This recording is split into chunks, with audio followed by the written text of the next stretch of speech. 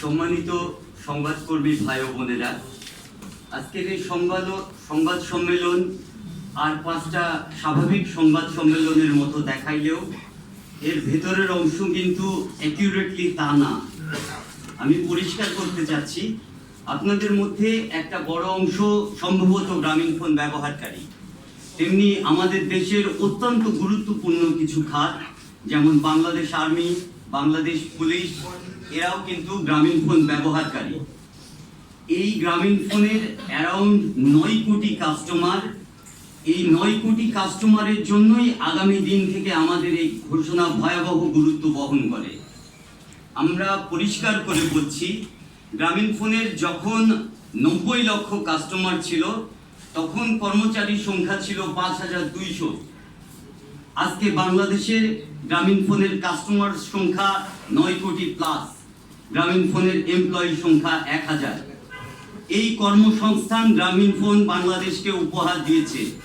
এই কর্মসংস্থান ইউনূস বাংলাদেশের জন্য নিয়ে আসছে, আর তাকে পৃষ্ঠপোষকতা করে গেছে দীর্ঘ সময় ধরে বাংলাদেশ সরকারের ক্ষমতায় থাকা ব্যক্তিরা। যেমন বিশেষ একজন পৃষ্ঠপোষকের নাম আপনাদেরকে আমি জানাতে চাই, স্বরাষ্ট্র উপদেষ্টা জাহাঙ্গীর সাহেব।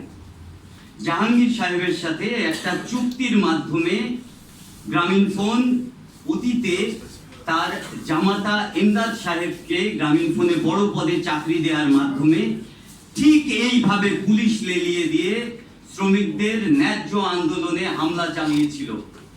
আজকে ঠিক সেই একই পরিস্থিতি আরো বহুগুণ ভয়াবহভাবে ফেস করে আমরা এখানে আপনাদের সামনে কথা বলতে আসছি। তো প্রথমেই জানার আগ্রহ ওঠে যে এবার স্বরাষ্ট্রমন্ত্রী সালাউদ্দিন সাহেবের জন্য কোন উপহার গেছে। আমরা সাংবাদিকদেরকে সহ সারা দেশের কাছে জানতে চাই। আজীবন প্রশ্ন যদিও যে সাংবাদিকরাই করে আসছে, আজকে সাংবাদিকদের কাছে আমরা জানতে চাই, গ্রামীণফোন কি এই দেশের মাঝখানে অন্য এক সরকারের মাধ্যম? গ্রামীণফোন কি এই দেশের আইনের বাইরে অন্য কোনো সরকার চালায়? এ দেশে কি ওই লেভেলের রাজনীতিবিদ কোনোদিনই জন্মাবে না যারা ঘুষকে না বলতে পারবে? পুলিশ কি কোনোদিনই মানুষ হবে না? যদি পুলিশ কোনোদিনই মানুষ না হয়, যদি গুন্ডামি তাদের একমাত্র কাজ হয়ে থাকে, তাহলে আমরা কেন আইন শৃঙ্খলা রক্ষাকারী বাহিনী হিসেবে দিনের পর দিন পুলিশকে মেনে নেব? গুন্ডাদেরকে তো কোথাও না কোথাও কখনো না কখনো থামাতে হবে। যদি না থামানো যায়, পরিষ্কার ভাবে বলে রাখছি, এই দেশ একদিন গুন্ডাদের হবে। আপনাদের প্রত্যেকের বাড়িতে ঢুকে পুলিশ তাদের ইচ্ছা মতো নির্যাতনের মাধ্যমে এ দেশ চালাবে। আমাদের রাজনীতিবিদরা নিজেদের নিরাপত্তার স্বার্থে, নিজেদের অপরাধ ঢাকার স্বার্থে কোনোদিনই পুলিশের বিচার করবে না। কিন্তু দিনের পর দিন পুলিশ এভাবে যেমন গুন্ডামি করে যেতে পারে না, ঠিক তেমনি বিদেশ থেকে আসা কিছু ডাকাত তাদের ইচ্ছা মতো এদেশকে লুট করে, এদেশের লোকদের অর্থ লোপাট করে, এদেশি শ্রমিকদের অর্থ আটকে রেখে, পাওনা আটকে রেখে, পরবর্তীতে ওই পাওনা চাওয়ার প্রেক্ষিতে তাদেরকে চাকরি থেকে বহিষ্কার করে এদেশে ব্যবসা করতে পারে না। এটা যদি দিনের পর দিন চলতে থাকে, এইভাবেই যদি বিদেশিরা বিদেশি বিনিয়োগের নামে বাংলাদেশিদেরকে লুট করে প্রতারণার মাধ্যমে বাংলাদেশের সবচাইতে লাভজনক খাতগুলোতে কবজা করতে থাকে, তবে কিছুদিন পর বাংলাদেশিদের খাওয়ার আর কিছুই থাকবে না। কারণ লাভজনক খাতগুলি লুটপাটের মাধ্যমে চলে যাবে বিদেশে, আর যা থাকবে তা গার্বেজ ছাড়া আর কিছুই নয়। আমাদেরকে এটা ঠেকাইতে হবে। আমরা সেই পরিস্থিতিতে চলে আসছি। আমরা বাধ্য হচ্ছি ওই অবস্থায় আসতে যে আমরা নিজেদেরকে গ্রামীণফোনের মালিক ঘোষণা করছি। গত 17 বছর ধরে আমরা যে পাওনা গ্রামীণফোনের কাছে পাবো, সেই পাওনা একত্রিত করলে কোনো অবস্থাতেই তা গ্রামীণফোনের সম্পদের সমান না। গ্রামীণফোনের সম্পদের চাইতে অনেক অনেক গুণ বেশি। এরপরেও আমরা গ্রামীণফোনকে বারবার করে বলে গেছি, গ্রহণযোগ্য একটা অ্যামাউন্ট আমাদেরকে ডিসবার্স করে এই পরিস্থিতির সমাধান করতে। তারা বারবার পুলিশ ডেকে নিয়ে আসছে। যেখানে বাংলাদেশি সুনাগরিকদের পাওনা আদায়ে বারবার করে আইন শৃঙ্খলা রক্ষাকারী বাহিনীকে ডেকে কাউকে পাওয়া যায় না। বছরের পর বছর, মাসের পর মাস আমরা চেষ্টা করে যে বাংলাদেশের প্রধান নির্বাহীদেরকে কোনো অবস্থায় আমাদের সাথে কথা বলাইতে পারি না, সেখানে তারা গ্রামীণ ফোনের চাটুকারিতা করার জন্য সেকেন্ডের মধ্যে হাজির হয়ে যায়। আমাদের প্রিন্স ভাইকে ধরে নিয়ে যাওয়ার সময় যে ব্যবহার এবং যে শব্দাবলী গ্রামীণ ফোনের পয়সা খাওয়া এই পুলিশ নামের কুকুরগুলো ব্যবহার করেছে, সেগুলোই নিশ্চিত করে দেয় কি বিশাল পরিমাণ অর্থ তারা গ্রামীণ ফোন থেকে পেয়েছে। কিন্তু আমরা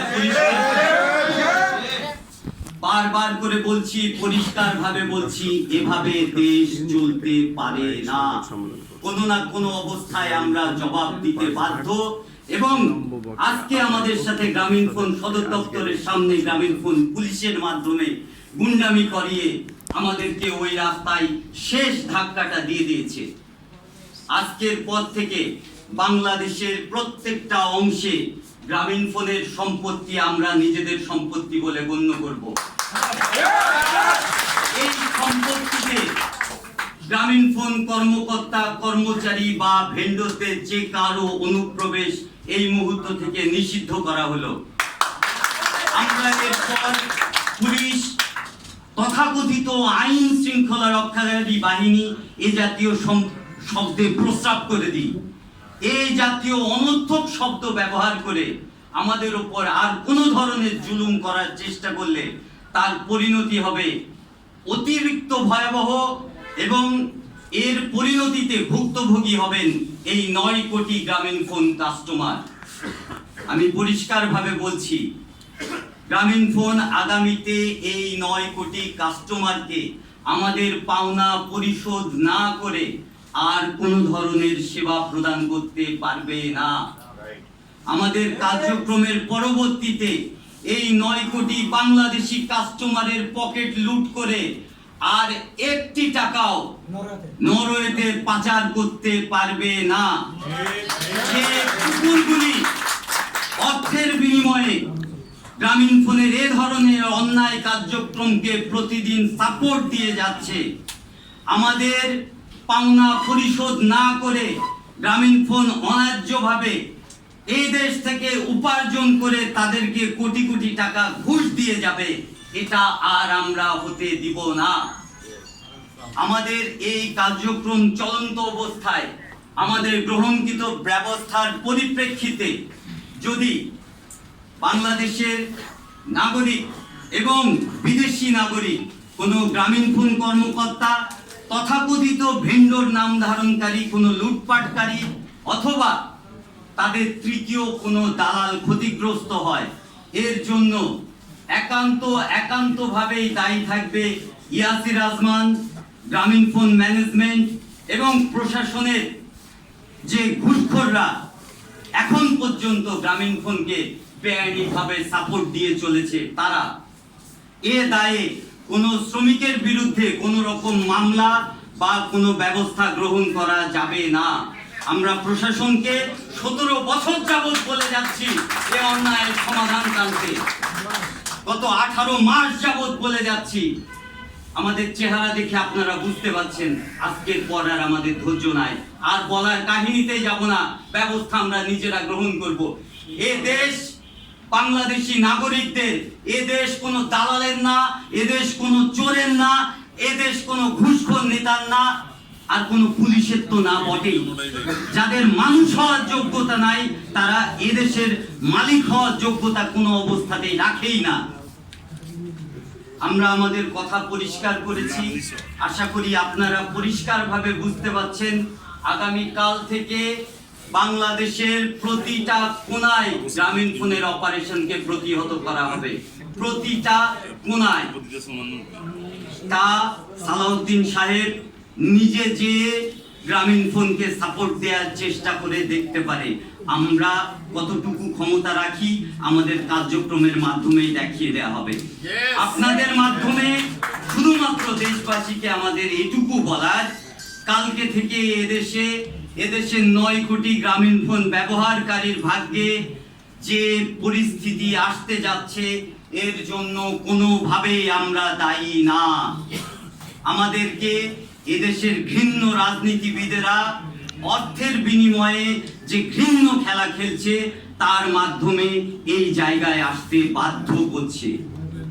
আমরা আপনাদের মাধ্যমে সমস্ত বাংলাদেশের সমস্ত জনগণের কাছে তাদের বিবেকপ্রসূত সমাধান চাই।